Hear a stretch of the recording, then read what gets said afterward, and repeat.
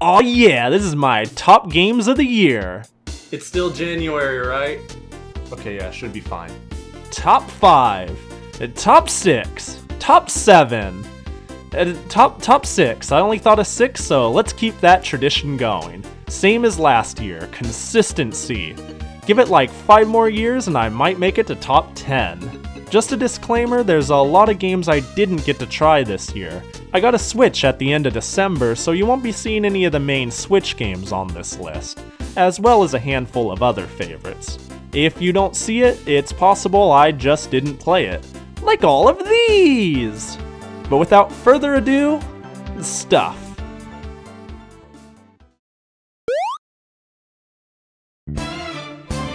Persona is a series I've always wondered what the big deal was, and it wasn't until this one that I decided to jump in. Persona is one of the sleekest, most stylized JRPGs I've played in a while.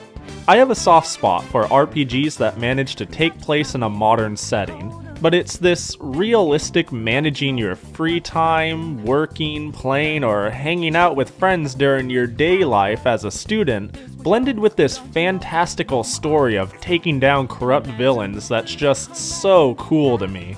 There's just so many different things you can do on this game, and so many different things you can build towards. Its structure really lets you focus on what you want, and everything seems to have meaning.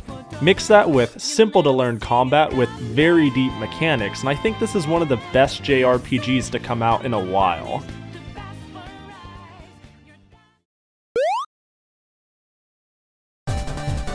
Did I say no Switch games? This came out for the 3DS, so there, doesn't count. Even though I basically begged a friend to borrow his Switch to play this when it was released. For years, I've waited for a proper sequel to the Blaster Master series, and oh boy, we sure have gotten a few, really holding true to that bar of quality I knew you for, eh, Sunsoft?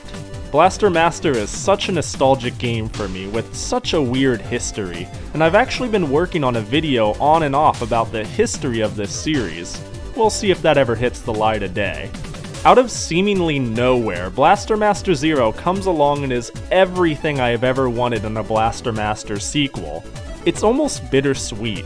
Nearly 30 years later, after I've all but forgotten I longed for a proper sequel to this game, I do acknowledge there's a bit of bias coming into play with this one, which is why it's only coming in on the 5th spot of the list for me.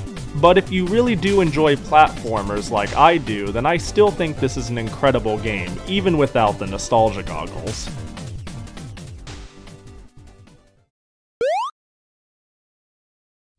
Oh, Cuphead. I can talk on and on about how stylized and beautiful this game is. How it perfectly replicates some sort of 30s Fleischer movie.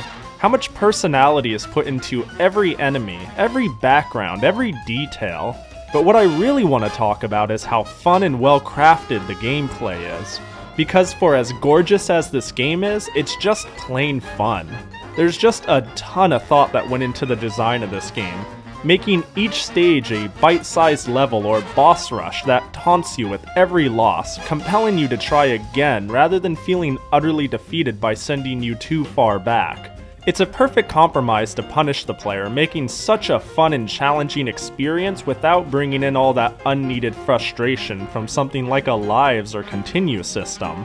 Everything is just tight and responsive and works. I just love everything about this game.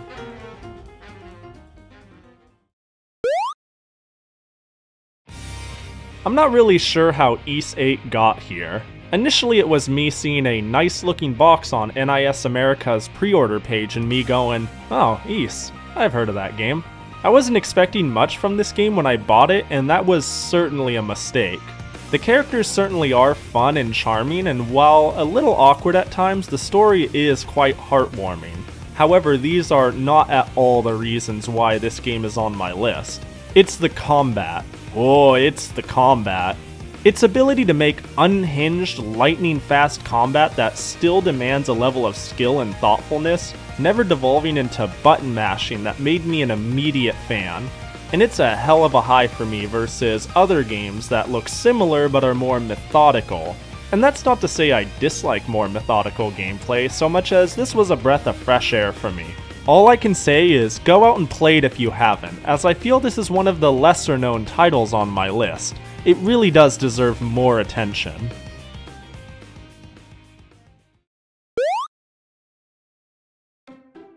I feel like Doki Doki Literature Club making it this high on the list will either be met with applause or groans. But if you know me, I'm a bit of a special type of nerd.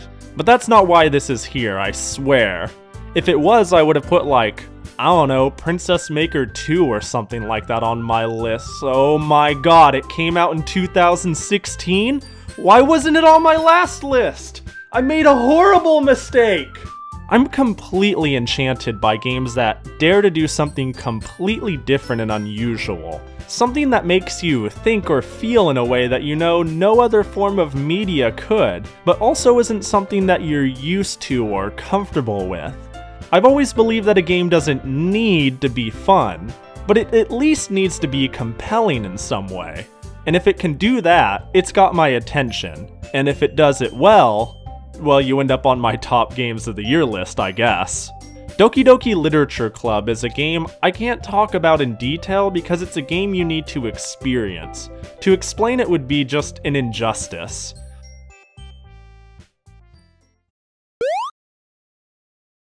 And my number one game of the year is Nier Automata.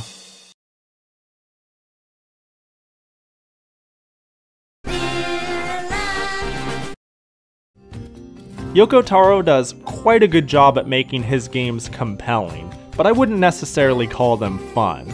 But this time he did it, he finally made a genuine blast. Automata feels like a blend of basically everything I've talked about at this point about every other game. Its gameplay, whether playing a side-scrolling shooter, a twin-stick shooter, or an open-world hack-and-slash, feels responsive, quick-paced, and fun. Its story is complex and interesting, requiring multiple playthroughs to get the full picture, with each run becoming more interesting and fun rather than less. The ever-atmospheric world is further complemented by one of the most diverse, wonderful soundtracks I've heard in a while, capable of sending a shiver down my spine when it needed to, and boy it did sometimes. It's full of so many remarkable experiences that just seamlessly blend together into what is my game of the year. So that's my list. 2017 was quite a strong year with something for everyone. It was quite difficult for me to boil this down to such a small number, and I'm not even including an entire console and a ton of games I actually was really excited for that I just didn't get to. But what were your favorite games of 2017? Let me know in the comments below.